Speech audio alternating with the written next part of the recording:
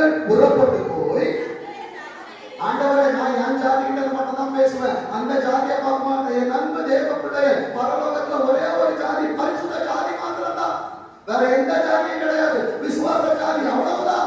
வேதம் சொல்லுகிறது, கருப்பா இருந்தாலும் வெள்ளையா இருந்தாலும் குட்டையா இருந்தாலும் நெட்டையா இருந்தாலும் ஆண்டவரே நான் அன்பை அவர்களுக்கு சொல்லுவேன். வேதம் சொல்லுகிறது, நீங்கள் புறப்பட்டு போய் சகல ஜாதிகளின் சிஷ்யராகி, என்னதாமோ தெளிக்கிற ஞானஸ்நானம் இல்ல, மூழ்கி எடுக்கிற ஞானஸ்நானம், உடல் முழுவதிலும் என் ஆண்டவருடைய ரத்தம் படுவதற்கு அடையாளமாய் ஜலத்தினாலே நான் முழுக்காடப்பட்டு பாவத்திற்கு மறித்து நீதிக்கு பிழைக்கிற அனுபவம். பிதா குமாரன் பரிசுத்த ஆவி